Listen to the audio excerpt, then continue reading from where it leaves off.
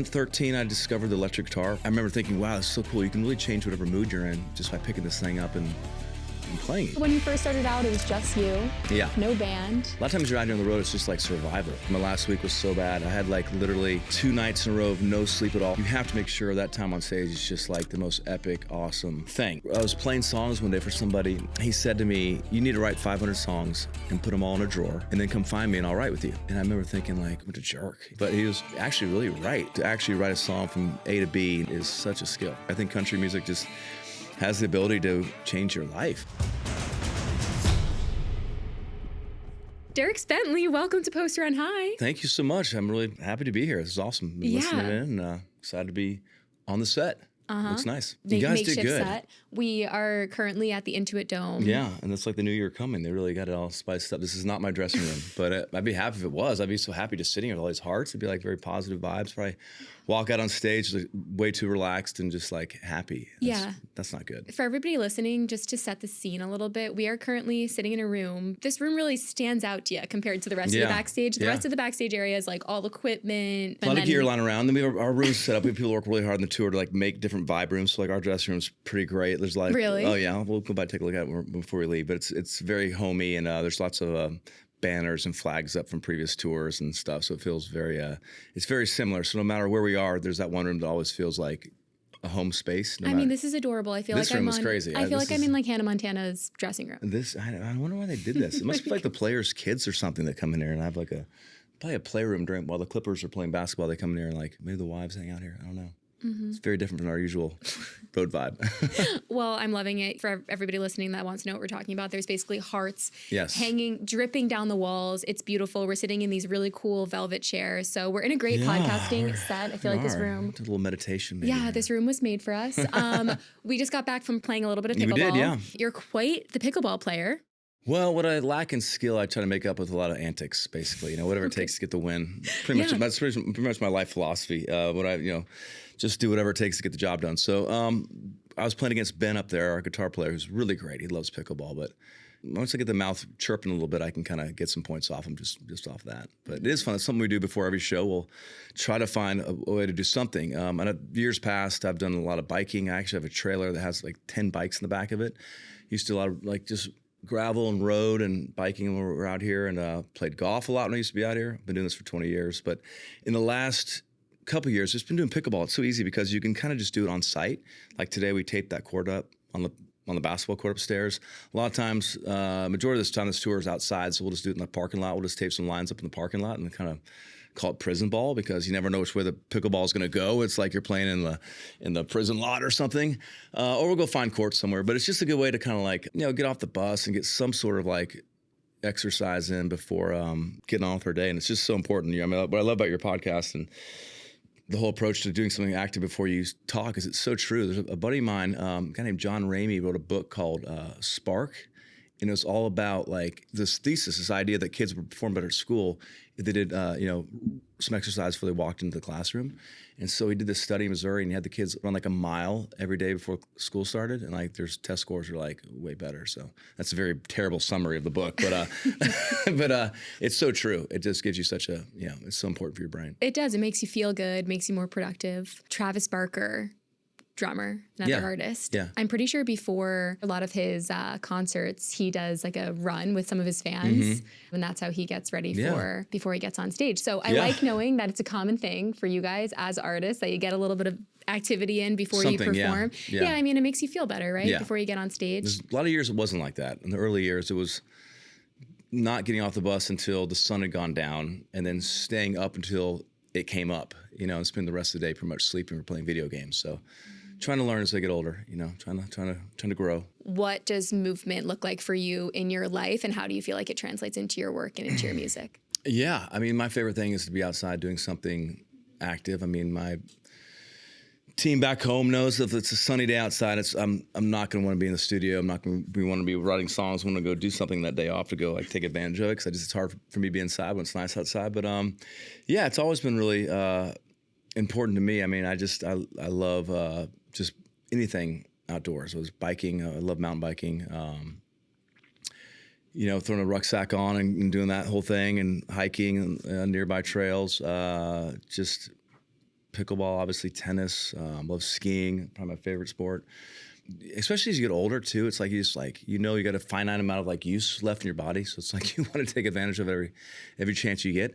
On the road, it's just hard. I mean, you really have to be a good sleeper to be like a good road person. And, these guys know, because my last week was so bad. I had like literally 2 nights in a row of no sleep at all, like 0 hours, just because the hotel room had no air conditioning, or the bus had a transmission issue and was like jerking around. And then I got like 1 hour sleep the third night, and then maybe 5, and then 0, and it's just like a lot of times you're out here on the road, it's just like survival. I mean, you have these plans to come out here, and we're gonna be so healthy, we're gonna just do all this stuff, and then you get out here, and it's like, oh my God, I'm just like holding on to my next, drink before I walk on stage, and like you have just enough energy sometimes just like go crush that show, and then it's like the rest of the time out here is just like survival, getting ready for the next one. That's some days. Now some days it's great. Like today, slept pretty good last night. I'm able to play a little pickleball, and it's better. But really, when you're on the road, you're just kind of in service of the show, and whatever it takes to like make sure that 2-hour period on stage is like not only a great experience for the fans, obviously, but also for you and your band, everyone, your family, everyone you're making a sacrifice to be away from. You have to make sure that time on stage is just like the most epic, awesome thing. So whatever it takes to get like just 2 hours of like crazy energy, some days that is just like not doing a whole lot, just sitting in your bunk. And then some days it's like getting out there and trying to be super, do something active, but it's just kind of, it's like a day by day basis, And it really is like a marathon. You gotta pace yourself. It's so crazy, yeah. I mean, there's like one of the guys, Dan, who was playing pickleball, our fiddle player you talked to him, he's like, he just pisses me off because we could just be sitting somewhere and all of a sudden he just falls asleep. That is a real superpower. I'm so jealous of those people that too. can fall asleep just like sitting up in a really uncomfortable chair. I'll be lying next to my wife, like just thinking about those steps I need to take to like begin the process of maybe falling asleep, which is where the pillows need to be positioned. And all of a sudden I feel like that jerk. And I'm like, you're kidding me. Like we've been in bed for like 5 seconds, you're already out. So, but that is helpful to have that quality. But you just find whatever you need to do to get it done. And my wife was always the first one. She's like, if you don't feel good, if you're tired, go do something, go run, go bike. Like it's how you like manufacture energy. And how often are you on tour? Like I know you kind of joked around during the pickleball portion where you were like, I've been on. No, it started in 2002. But like how often are you on tour? Yeah, no, now it's like, it's pretty much just the summer. 3 kids and a pretty busy like schedule back home. So it's pretty much just like. What makes the summer your time to go on tour? Like why is it? Because they're all scattered too. Like my son's at a camp in North Carolina. My daughter's up in New York.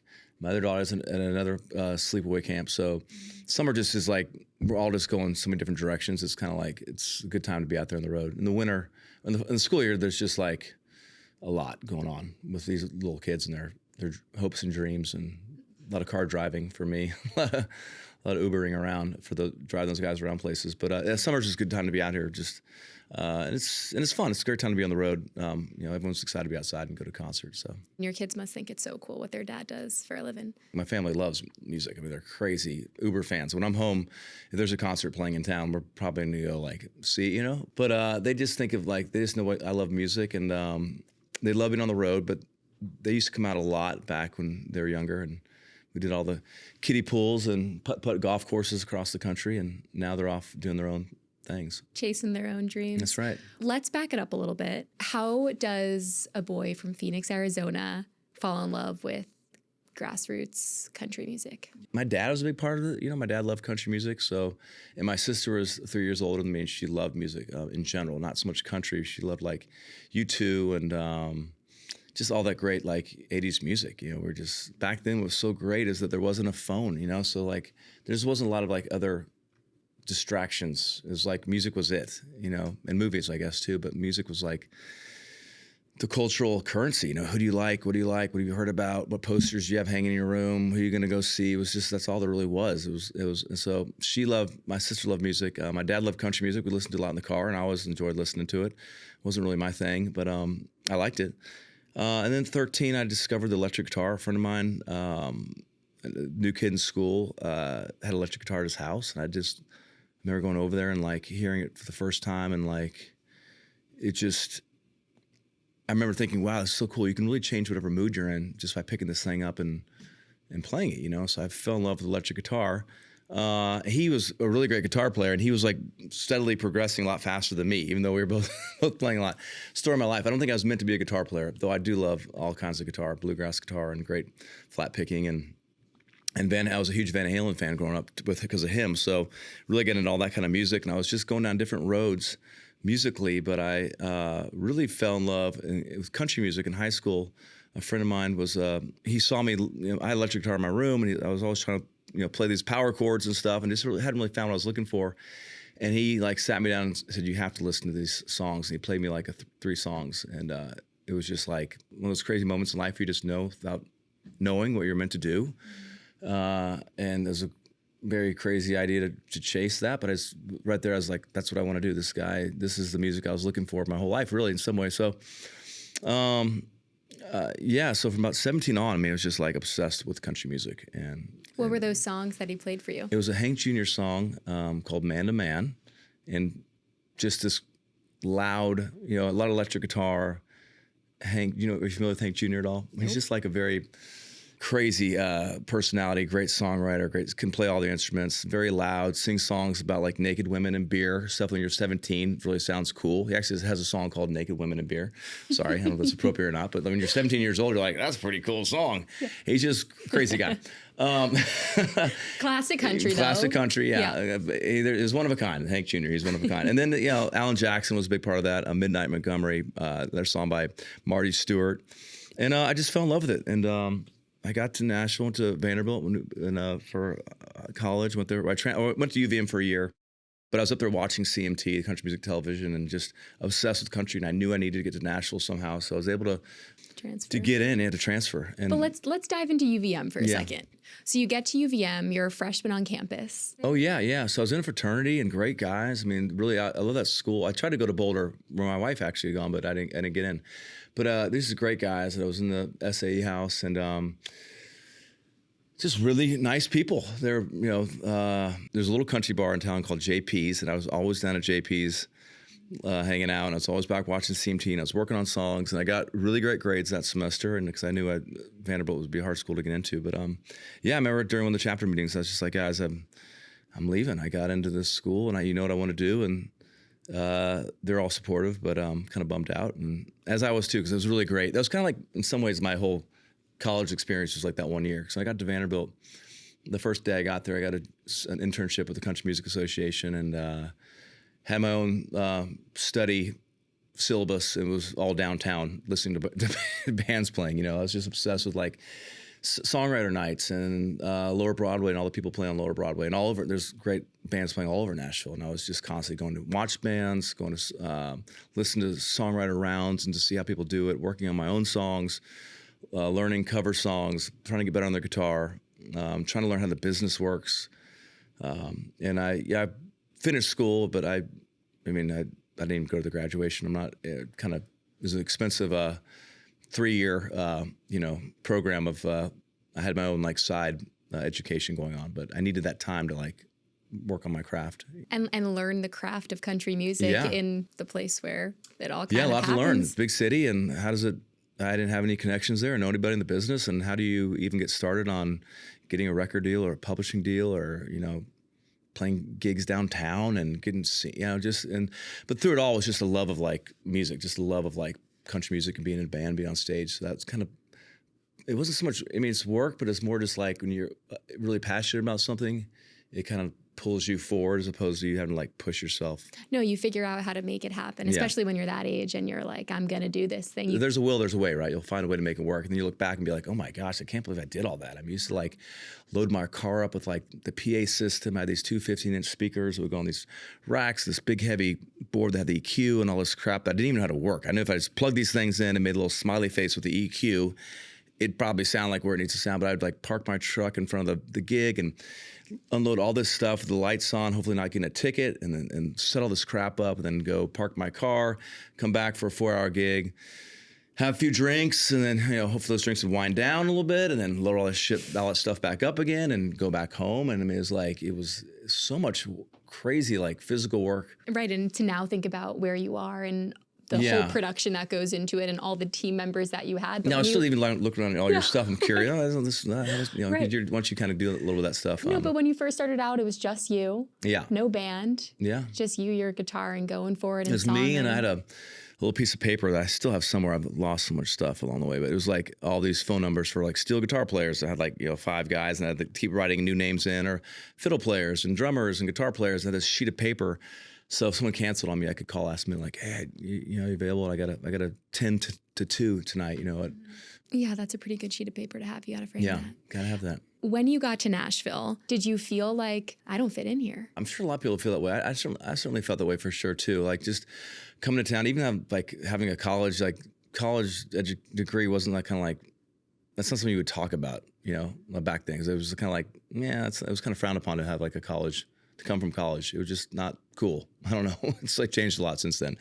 But for that, being from Arizona, everyone was dressed like super Garth Brooks. Everyone had the starched jeans and the big belt buckle. And what was your look at the time? Like paint the picture of Dierks Bentley at 19. Gosh, I mean, I really got turned on to bluegrass music. There's this little bar that I was playing where I walked in when I was 19, and those guys knew more about the people on Music Row as far as like they knew Johnny Cash, and they could do all the Johnny Cash songs, and George Jones, but also like Bill Monroe and Stanley Brothers, all the bluegrass stuff too. But they were just dressed in like white sneakers and baggy jeans and some T-shirt that was like 2 sizes too big. There was no and I really gravitated towards those guys. It was all about the music first, and then you go up on Music Row and everyone's dressed a certain way, but they're not even writing their own songs. The record labels kind of telling them how to dress, what songs to cut, what producer to work with. And I was like, well, that's definitely not going to work for me. So somewhere in between. I always had my boots and jeans, and just, nowadays anybody will just pop a cowboy hat on. It's like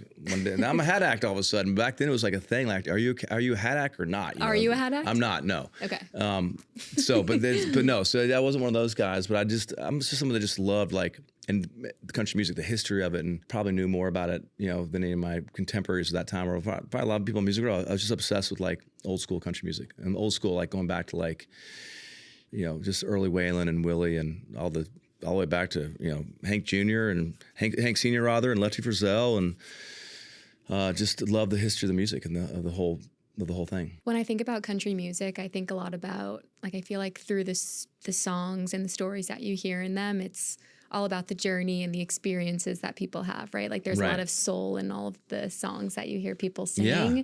Were there any formative experiences that you had in those early days that really shaped who you are and your voice? I was playing downtown for a lot of years, and I had friends that would get like record deals, while I was just kind of still down there playing, and, you hear stories about who's getting signed or what's going on. But luckily for me, I just love playing so much. It wasn't like my primary focus wasn't on getting like a record deal. It's just like playing that gig and just having fun and singing those songs. And of course I was working on a bunch of stuff when I wasn't down there as far as songwriting and meetings and whatnot. But, one night Vince Gill came down and joined us on stage for like an hour. And that was like a really big deal that someone like of his stature would come sit with us at this little tiny stage that had a TV above us. I've told the story many times before, but all of a sudden the crowd, like all 5 people, if they were even there, would start cheering about something. And you'd look down thinking it's something you did in your guitar. And it's because someone hit a home run on the TV above your stage, which was actually, there's nights I've wished there's a TV above the stage. It's actually pretty great. People just can. You're like, we need a little bit of a distraction here. Just watch that. I guess we kind of have that here. We have a really big TV out here. Our video wall at the show tonight. But I just kept plugging along, and oddly enough, my drummer, who's still with us today, he was working in one of the publishing companies, and he took me over to take a meeting, and that meeting led to just more doors opening up. And I've had some great mentors along the way, songwriters, guys that I grew up admiring, just writing songs together with in the studio, learning how to talk to a band and make records. So there's been a lot of people along the way, but I think that's probably been one of my main strengths, is just like surrounding myself with great people. People that know more about everything than I do. Like my band on stage are incredible musicians. So surrounding yourself with musicians that are better than you is pretty smart. People, mostly women, a lot of smart women in my life. Let's go. Yeah, oh yeah, and out here as well. So yeah. When you think about country music, and you said it earlier, the term like learning the craft. What goes into learning the craft of becoming a great country singer, a great country artist? There's so many, yeah, it's such a great question, because I used to think about that a lot. Like there's all these cups that you have to like kind of fill, right? Like how to be, talk to people on stage. You got a bunch of drunk people in there and you got to somehow like connect with them, or you're trying to make tips to pay the band. How do you like get some money out of people? How do you learn? You got to learn every cover song. Back then there wasn't an iPad to like kind of cheat. You had to like just know the song. Someone asks for a song and you're trying to put some money in the tip jar. You kind of have to know it. And I had these books back home where it's just like so many lyrics. I just write out all these, every page would be like a country song, and you just write all the lyrics out. And then the back of that, on the back side would be like bluegrass songs. And I had like 4 of these books. Each one's probably got 100 pages. So of songs I just needed to know to play down there. But then, the writing cup, like just getting better as a songwriter. Well, that's first you got to work on your own as a writer, and then you want to write with some people that are better than you to try to level up, and then you want to go back to writing on your own, then some contemporaries. And so there's just all these like little things I felt like you had to constantly be working on to get better at. There's just, there's just a lot that goes into it. It's not just one thing. So, I was just looking at what I could do to get better at being who I wanted to be. There's always something to work on, even now. And certainly the craft of songwriting, these songs that you listen to on the radio that, like you're saying, just tell a story and take you on a journey. It's really hard to do that. It sounds like it just rolls off the tongue, and it's really hard to make it sound like it just rolled off the writer's tongue. I mean, it's just like the craft of writing over and over and over again. When I first moved to Nashville, I had like 13 songs all typed up in a folder, and they're very precious to me. These are my songs. Oh my gosh. I would show them to people when I was, working for a staffing organization around town. I remember I was playing songs one day for somebody, and he said to me, I played for a bunch of people, and like 5 people, and they all had like real criticism, like helpful criticism. Up to that point, I'd only been like gotten positive feedback from friends and family. One of the guys said, you need to write 500 songs and put them all in a drawer, and then come find me and I'll write with you. And I remember thinking like, wow, this guy, what a jerk. I mean, nobody's gonna write 500 songs and put them in a drawer. You're gonna write one song, go show it to everybody. But he was actually really right. And that's really what goes into the craft. It's just like doing it every day, not being precious about it. One of the best songwriters I know, Tony Martin, he writes on Post-it notes, and then a verse fits on one Post-it note, and the chorus is allowed to have 2 Post-it notes. And when he gets done with the song, he just slaps all the Post-it notes on top of each other. And he would stick them on top of the tape, like a cassette tape. That's how old I am. And put a rubber band around it and throw it in a drawer and be like, all right, let's write another one. I'm like, but that one was so good. Shouldn't we do something with that? Like, print that up? We'll get to it later. Let's write another one.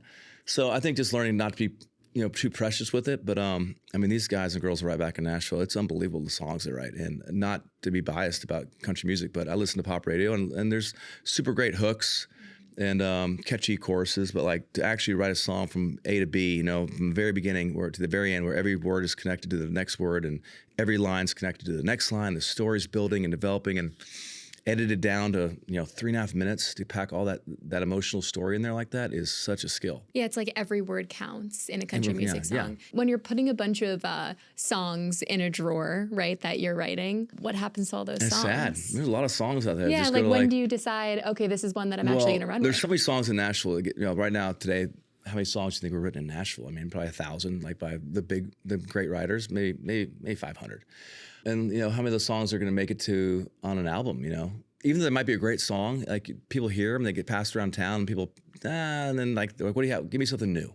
Like, what about that song I wrote last week? Yeah, give us a new one. So there's a lot of songs that just like never go anywhere that are just great songs, and then a lot of songs that make it to somebody's album, but then those songs don't make it to be on the radio, and then they just kind of live on the album and never get heard again. So it's kind of someone needs to write a song about where all the songs go. Seriously. That don't get cut. Well, what is the formula to a great country song? Like, what are you looking for in a song? Because I know you get a ton of songs pitched to you, right? Yeah. We listen to a lot of songs. I mean, thousands of songs for every record, and it just has to hit you within like the first 10 seconds, right? You're going through a bunch of songs on a car ride somewhere, and you're listening, and it could be a good song. You might go, this is kind of interesting. I want to see where it goes, but then you have to remind yourself, like, I don't have time to go through the whole song.